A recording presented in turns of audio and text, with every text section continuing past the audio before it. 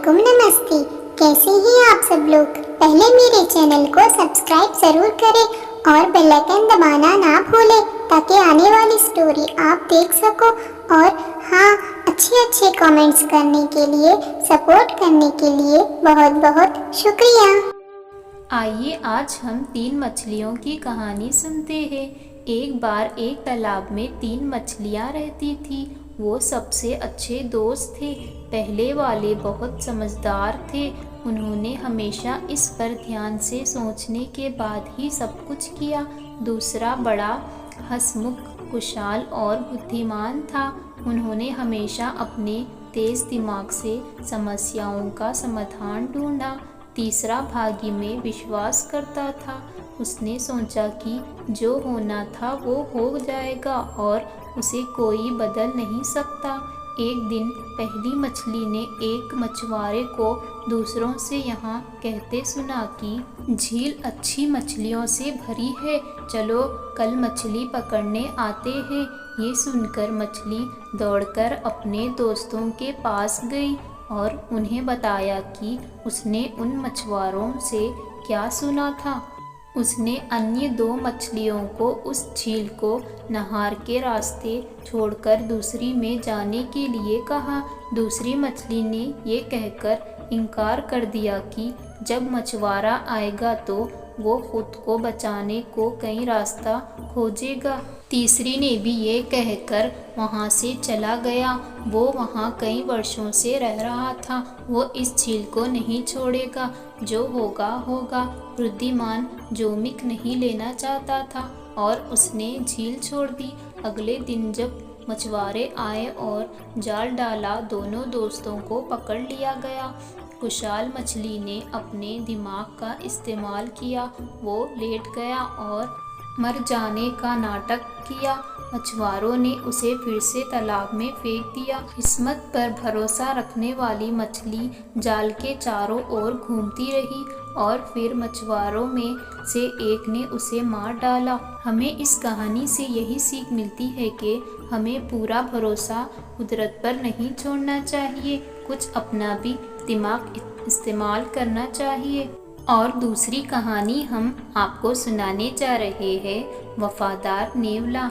एक बार एक किसान को घर के रास्ते में एक नेवला मिला।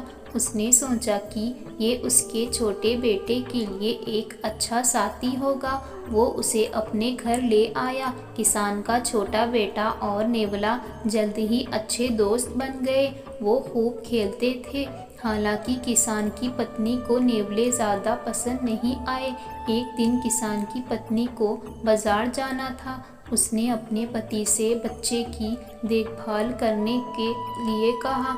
किसान ने कहा कि चिंता मत करो, वो अपने बच्चे की देखभाल ज़रूर करेगा। फिर उसकी पत्नी चली गई। जल्द ही किसान को एक साहूकार ने बुलाया। साहूकार अपना पैसा वापस चाहता था। किसान के पास अच्छी फसल थी और उसके पास वापस भुगतना करने के लिए पैसा तैयार था। बच्चा सो रहा था और इस तरह किसान बच्चे को अपने साथ नहीं ले जा पा रहा था। इसलिए उसने बच्चे की देखभाल के लिए नेवले को छोड़ दिया। कुछ देर बाद किसान की पत्नी फलों और सब्जियों की एक टोकरी लेकर वापस आई। उसने नेवले को घर के बाहर इंतज़ार करते देखा। उसने उसका चेहरा देखा और उसने पाया कि कुछ गड़बड़ है। उसने सोचा कि नेवले ने उसके बेटे को मार डाला। वो इस पर चिल्लाई, अरे गंदे प्राणी, तुमने मेरे बेटे को मार डाला। वो रोई और चिल्लाई के सिर पर टोकरी मारी। वो टोकरी अपने बेटे की ओर बढ़ी। अपने बेटे की जुल्म देख वो आराम से बैठी, लेकिन उसने देखा कि फर्श पर एक मरा हुआ सांप है। उसके टुकड़े टुकड़े हो गए। वो समझ गई कि नेवले ने सांप को मार डाला और उसके बेटे की रक्षा की, लेकिन उसे एहसास हुआ कि उसने क्या किया है। वो दौड़कर वापस नेवले के पास गई। आंखों में आंसू लिए उसने उसे भारी टोकरी उठा ली। वफादार नेवला तब तक मर चुका था। इस कहानी से हमें यही सीख मिलती है कि कुछ करने से पहले एक दफ़ा ज़रूर सोचिएगा, नहीं तो ऐसे ही पछताना पड़ जाएगा। हाय, मैं फिर से आ गई।